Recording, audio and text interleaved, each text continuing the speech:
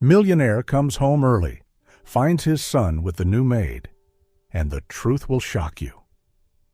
The late afternoon rain tapped against the glass windows of Manhattan's skyline as Daniel Whitmore, a successful 38-year-old architect, signed off the final blueprints of the day. For the past 2 years, his life had revolved solely around work. His architecture firm thrived, luxury projects graced the magazines, but deep inside, Daniel carried a hollow emptiness nothing could fill. Since the day Emily passed away in a car accident, Daniel had buried himself in work. He stayed late at the office, signed contracts, sketched new projects, always finding ways to fill the hours so he wouldn't have to face the cold bedroom or the empty chair at the dinner table. Work had become his mask against grief, but it also turned him into a distant father.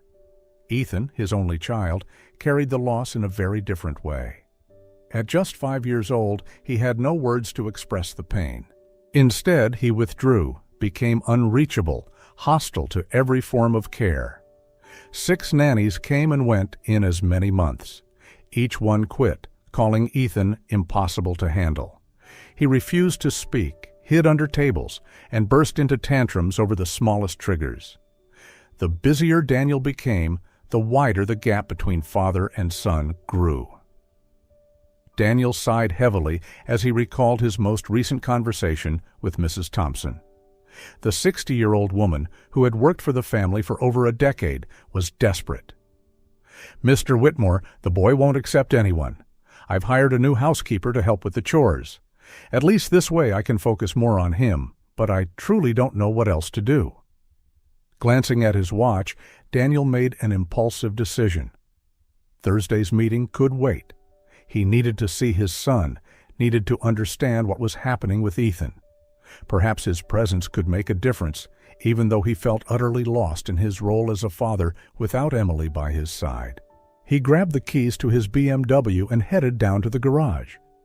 All the way home, a gnawing unease grew in his chest. What if Ethan was suffering more than he realized? What if his constant absence had been hurting his son far more deeply? The mansion's automatic gates opened slowly as Daniel pulled the car into the garage. The 2-story house, with its perfectly manicured garden and heated pool, had always been his pride. It was the symbol of everything he had achieved to give his family the very best. But now, as he stepped through the front door, all he felt was a heavy silence that echoed his loneliness. "Mrs. Thompson?" he called, loosening his tie as he slipped off his suit jacket. Silence. Strange, because the housekeeper always greeted him at the entrance. He set his leather briefcase down in the foyer and walked toward the kitchen, where unusual sounds were coming from. Laughter, childish laughter, the laughter of Ethan. Daniel froze in the kitchen doorway, his breath caught in his throat. For months, Ethan had been a silent shadow, unreachable, broken. Yet now, here he was, standing on a stool, laughing, talking, alive, beside a woman Daniel had never seen before. She had brown hair tied back in a simple ponytail, wore modest work clothes, and smiled warmly as she guided the boy. "Very good, Ethan. Deep bowls go in this stack, flat plates in that one. You're learning so quickly," the woman said in a sweet, patient voice. "I know how to arrange everything, Miss Grace.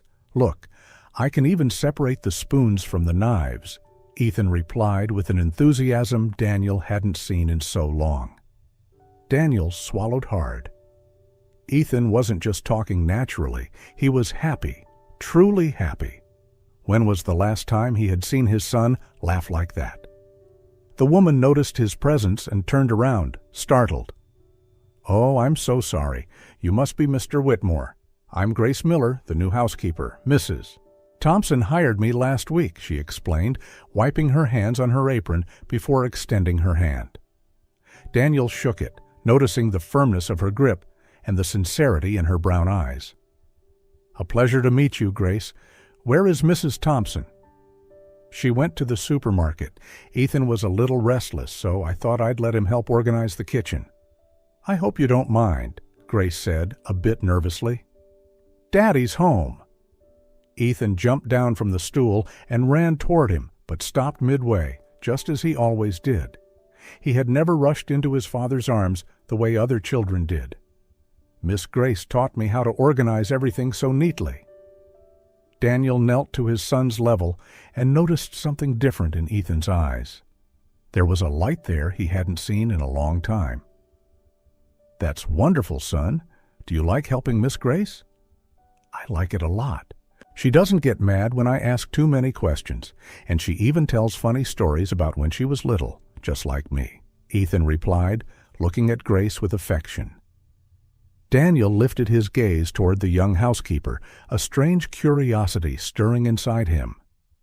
In just 1 week, she had accomplished what 6 professional nannies hadn't been able to do in months.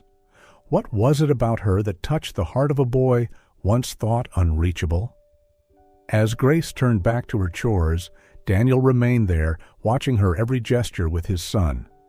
Laughter rang through the kitchen. For the first time in so long, the house was no longer just a place filled with shadows and sorrowful memories. It had become a space alive, warm, and strangely full of life. The image of Ethan's laughter lingered in Daniel's mind long after they left the kitchen. And when evening came, the dinner table, so often weighed down by silence, felt utterly different. Daniel sat down, torn between curiosity and caution. He was used to meals that were hollow, Ethan staring at his plate, pushing food around quietly, while Daniel buried himself in his phone or paperwork. But this time, as soon as the roast chicken was served, Ethan began chattering nonstop. "Daddy, today Miss Grace and I played a guessing game. She let me smell each bottle of cleaner, and I had to guess which one smelled like lemon and which one like apple. I guessed them all right," Ethan exclaimed, his eyes glowing with excitement. Daniel raised his brows, a smile tugging at his lips. It had been so long since he'd seen his son this animated. Grace sat across the table, gently placing food on Ethan's plate, but letting him choose for himself. "Ethan is very observant. When I showed him how to sort the laundry, he even made up a color-counting game. He has such a vivid imagination." Ethan nodded enthusiastically. "And she promised to teach me how to bake cookies this weekend." "You'll eat with us, right, Daddy?" The question left Daniel momentarily stunned.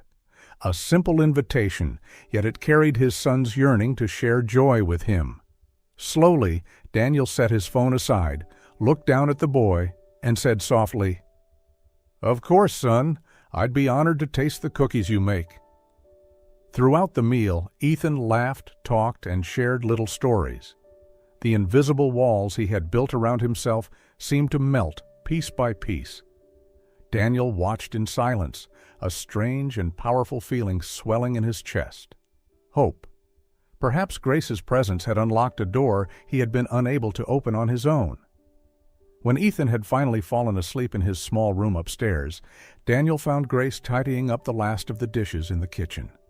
The faint scent of toasted bread and lemon cleaner still lingered in the air, while the warm yellow light glowed across her face, giving the space a rare sense of comfort. "Grace, may I have a word with you?" Daniel asked as he stepped closer. "Of course, Mr. Whitmore. Did I do something wrong?" "No, on the contrary," he interrupted gently. "I'm very impressed. In just 1 week, you've managed to do what no one else could. Ethan has never been an easy child, especially after we lost his mother." "How did you do it?" Grace paused, turning toward him with a thoughtful gaze. "You know, Mr. Whitmore, I wasn't trying to do anything special. On the very first day, I saw Ethan hiding under the staircase, clearly avoiding me the way he had with all the other nannies. But instead of trying to coax him out or insisting, I just sat nearby and began talking about how I used to feel when I was little." "What did you tell him?" Daniel asked. "I told him that I, too, used to hide under the stairs whenever I felt sad or scared. I said that sometimes children do that when they feel no one truly understands them. I didn't try to pull him out. I just stayed close, so he would know I was always there." Daniel was moved by her sensitivity. And then he came out? That's right, and when he did, it wasn't because I asked him to, it was because he wanted to. From that moment, our friendship grew naturally. He's a wonderful boy, Mr. Whitmore. He only needs someone who won't try to change him, but who will accept him just as he is. Daniel looked at Grace with growing admiration. There was something about her, something special, that went far beyond any skill with children. The next morning, Daniel decided not to go into the office. He sat in his upstairs study, where he could hear every sound drifting up from below.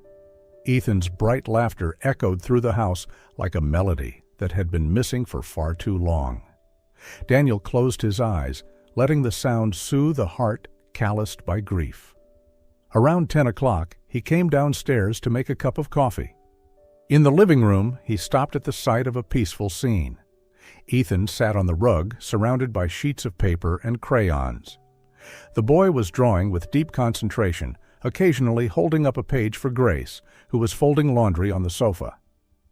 "Look what I drew for you," Ethan beamed. Grace set the clothes aside, leaning closer with genuine delight in her eyes. "That's wonderful, Ethan. Who did you draw?" The boy hesitated, then slowly turned the page toward Daniel as he approached. It was a picture of 3 figures, a tall man in a suit, a woman with long hair, and a small child standing between them, all holding hands. "This is our family," Ethan whispered. Daniel's chest tightened. It had been so long since his son mentioned Emily, let alone drew her into a picture. Kneeling down, his voice trembled. "Who's in the picture, Ethan?" "You, me, and Mommy," Ethan said softly, then glanced at Grace as if seeking reassurance. "Miss Grace told me I can remember Mommy whenever I want. I can draw her if I feel like it."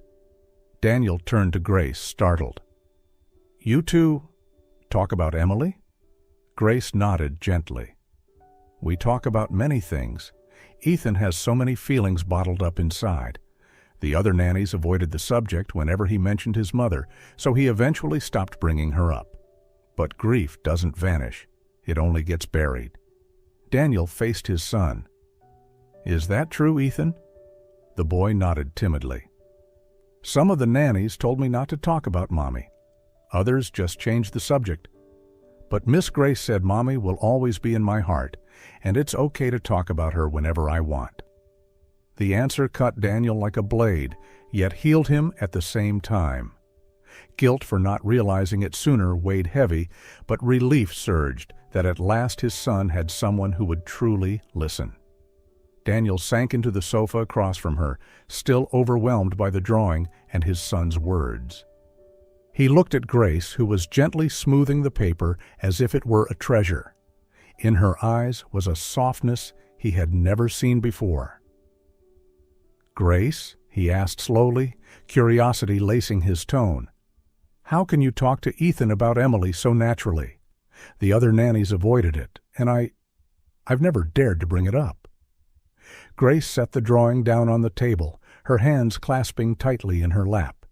She hesitated for a moment, then exhaled deeply. "Because I know that feeling, Mr. Whitmore. I lost my mother when I was young, too." Daniel blinked, stunned. "You lost your mother?" She nodded, her gaze drifting far away. "I was 12 when my mom died of cancer. She was everything to me. When she was gone, it felt like my whole world collapsed. For a long time, I was angry, confused, and felt like no one could ever understand my pain." Her voice grew quieter, yet carried a quiet strength. "Luckily, I had my grandmother. She told me once, the ache of missing someone is really just love with no place to go. At first, I thought it was strange, but over time, I realized she was right. Every time I missed my mom, I could either let the sadness consume me, or I could turn that love into care for someone else."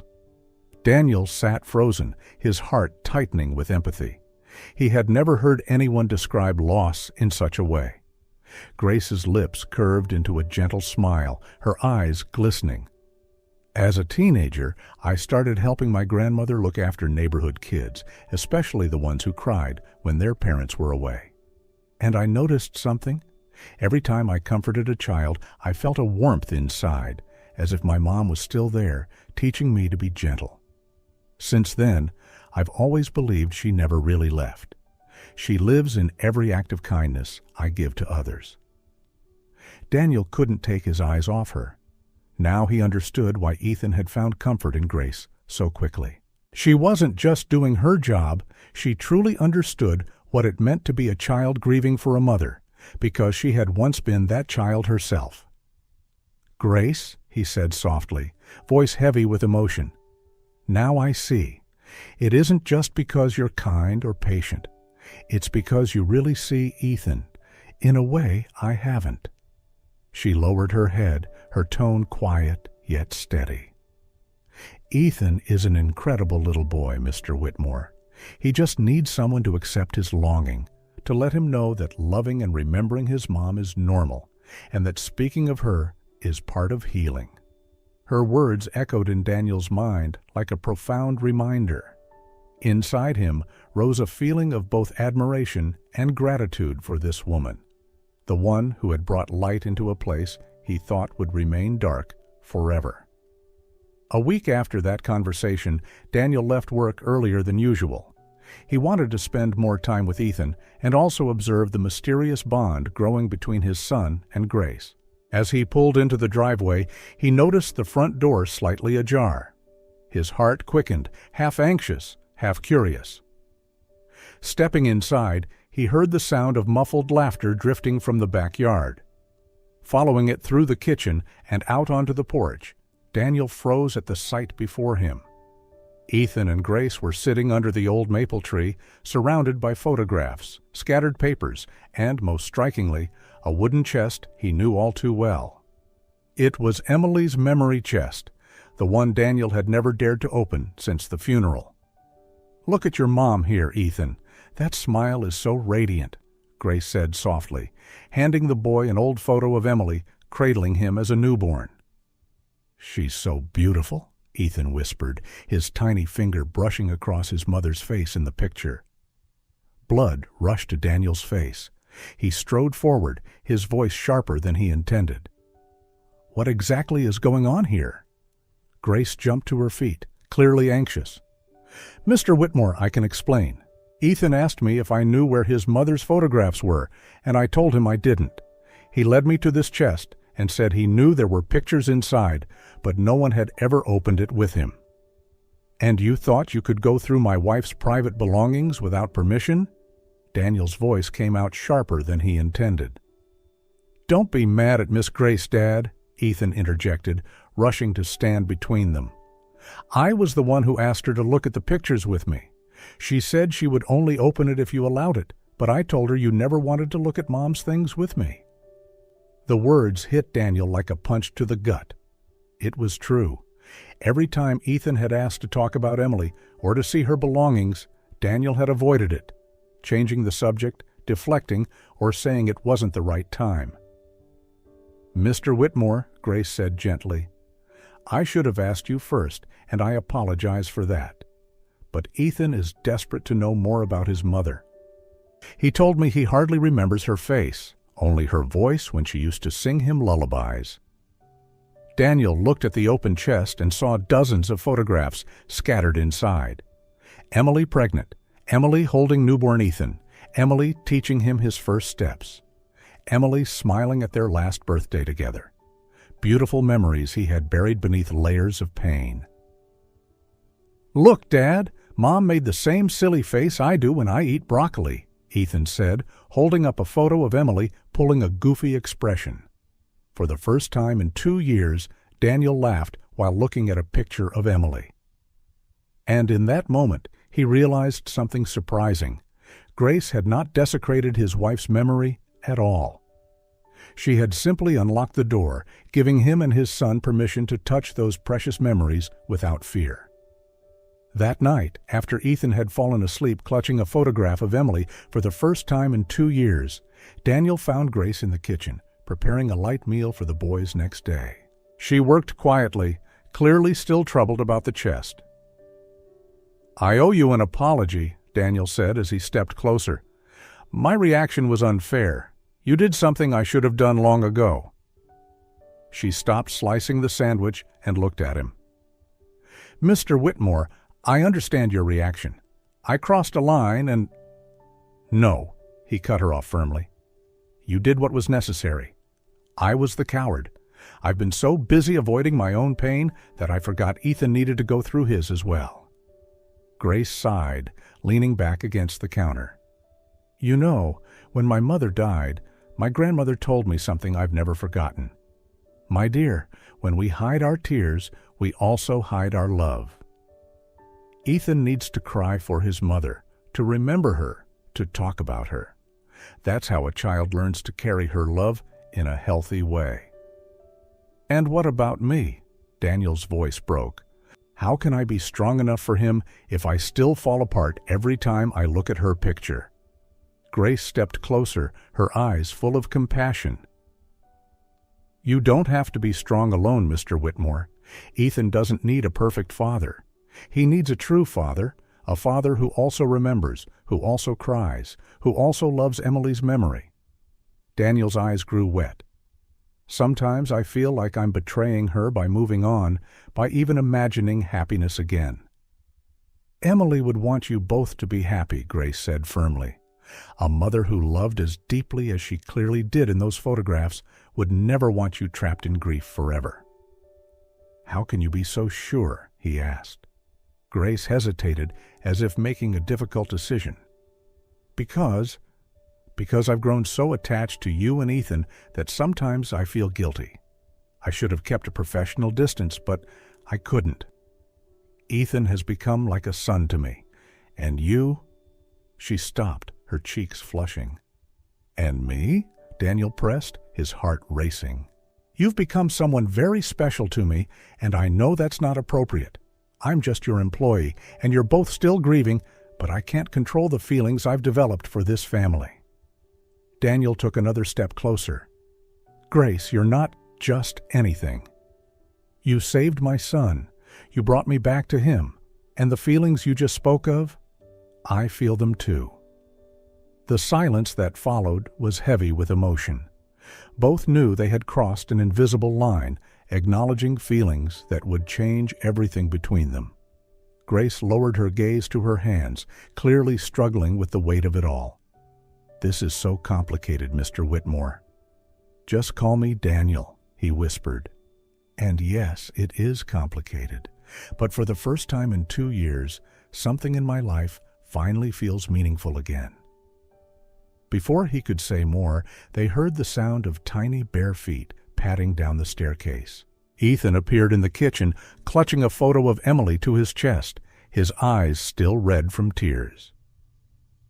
"Daddy, I just had a nightmare," he whispered, then ran straight into Grace's arms, a habit that had already taken root. Daniel's chest tightened painfully. Grace sat down with Ethan, gently stroking his messy hair. "Tell me, Ethan, what did you dream about?" "I dreamed that Mom was singing me a lullaby, like she used to. But when I tried to hug her, she disappeared, and I was left all alone in a big, dark house," Ethan sobbed between hiccups. Grace looked at Daniel, and he stepped closer, kneeling beside them both. "Ethan, you're not alone. I'm here, and so is Grace." "But what if you both disappear too, just like Mom did?" he asked, revealing his deepest fear. Daniel's heart shattered. "Son, I will never leave you. I promise." "Mom also promised she would come back after her trip, but she never did," Ethan replied, his words carrying a heartbreaking maturity for his age. At that moment, Grace did something unexpected. She began to hum softly a melody that Daniel recognized instantly. It was Emily's favorite lullaby, the one she had sung to Ethan every night. "How do you know that song?" Daniel asked in surprise. Grace stopped singing and looked at him, her eyes glistening. "Ethan asked me to sing it a few nights ago. He told me his mom always sang it and taught me the tune until I learned it by heart. I hope you don't mind." Daniel watched as Ethan completely relaxed in Grace's arms while she continued to sing. The boy closed his eyes, his breathing steady, for the first time since coming down the stairs. "Miss Grace," Ethan murmured sleepily, "you sing just like Mom used to, as if she's here, singing through you." The child's words felt like a revelation to Daniel.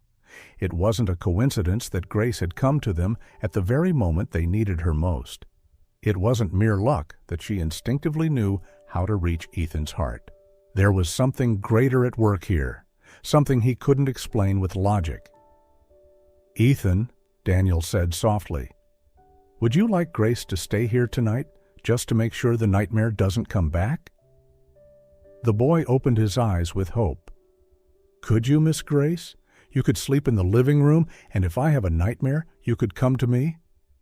Grace looked at Daniel, saw him nod, and smiled. "Of course, sweetheart. I'll stay." As they carried Ethan back to his room, Daniel realized this makeshift family had become more real and more solid than many traditional families he had ever known. And for the first time, he allowed himself to imagine a future where Grace was not just a temporary employee, but a permanent part of their lives.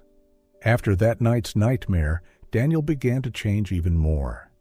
He cut back his hours, came home earlier, and tried to be present in every moment of his son's life. Breakfast was no longer rushed slices of toast, but a ritual where the three of them sat together, sharing little stories.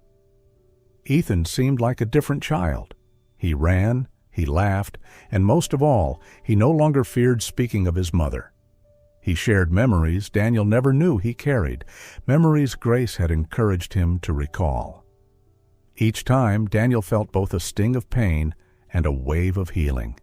He was learning how to listen, how to let his son know that love for Emily would never be forgotten. One morning, as they sat eating cereal, Ethan suddenly looked up with a seriousness far beyond his years. "Daddy, I want Miss Grace to be my new mommy." The spoon froze in Daniel's hand. Grace stiffened too, her cheeks flushed crimson. Silence filled the room, broken only by the ticking clock on the wall. "Ethan," Daniel spoke carefully, "that isn't as simple as you think." "But why not?" Ethan asked immediately, his eyes wide with sincerity. "You like Miss Grace? I like her. She likes us. So why can't we be a real family?" Grace quickly rose, using the excuse of clearing the table to mask her unease. Her voice trembled. "Ethan, sweetheart, we'll talk about this later. I need to get back to work." Daniel caught the turmoil in her eyes. After Ethan left the table to get ready for school, he followed her into the laundry room. She was folding clothes hurriedly, as though hiding behind the task. "Grace," he said softly, "we need to talk." She didn't look up, her voice choked. "I think maybe it's time for me to find another job." Ethan is confused. He's building unhealthy expectations. "And what if it isn't just a child's expectation?" Daniel said, stepping in front of her. "What if it's the real feeling inside all of us?" Grace finally lifted her eyes, tears brimming. "We can't play with the emotions of a child who's already suffered so much.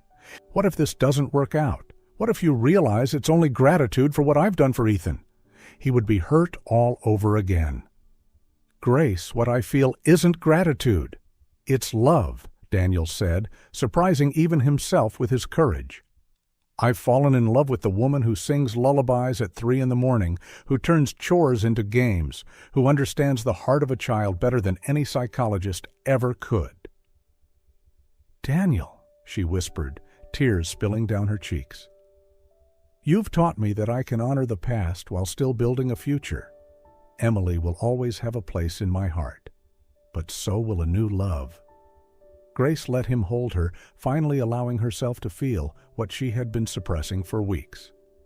"What if I can't be the mother Ethan needs?" "You already are," Daniel said, kissing her forehead. "You are everything he needs, and everything we both need."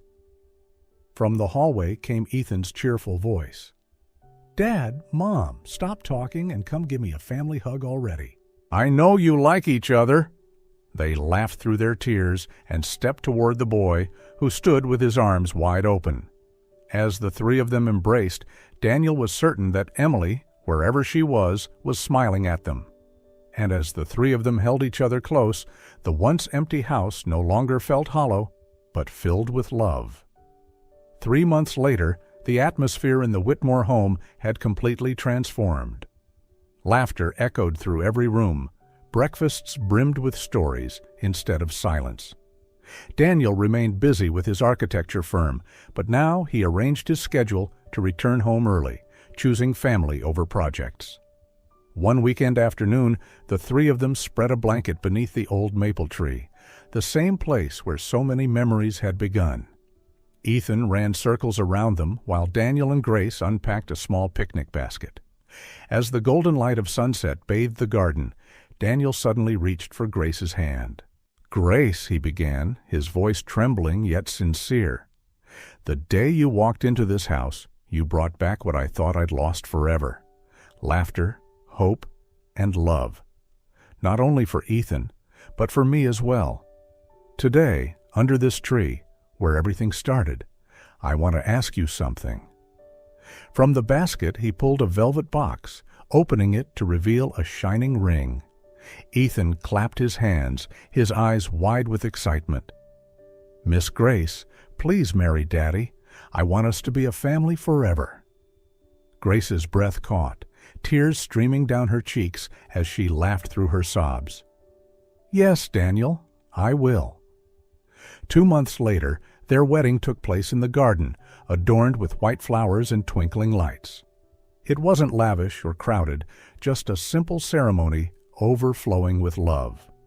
Ethan, dressed in a tiny suit, proudly walked beside his father and handed Grace the ring. When Daniel kissed his bride, Ethan shouted with joy, "Now I have both a daddy and a mommy." The applause and radiant smiles sealed the moment forever. Married life unfolded in peace. Daniel had never imagined he could find such contentment again. Evenings spent cooking together, Sunday mornings strolling through the park, bursts of laughter over the dinner table. Ethan blossomed into a lively, confident boy, proud to tell his friends he had Mommy Grace, the mother who had come into his life like a miracle. A year after the wedding, Grace gave birth to a healthy baby girl. Holding the tiny infant in his arms, Daniel wept, not from sorrow, but from pure joy. Ethan sat by the bed, eyes shining. "I'll be the best big brother. I'll protect her, just like Daddy protects me and Mommy Grace." They named her Lily Emily Whitmore, Lily for purity, and Emily to honor the mother who had passed, yet remained forever part of their family. Watching his wife cradle their daughter, Daniel felt his heart whole again. He knew Emily, somewhere beyond, was smiling too. The house that once echoed with silence now rang with newborn cries, joyous laughter, and boundless love. And in that miraculous circle of life, Daniel realized the truth. Tragedy had not ended their story. It had carved the path to a new beginning. What once was a house of silence now rang with laughter, lullabies, and love. A family once broken was now whole.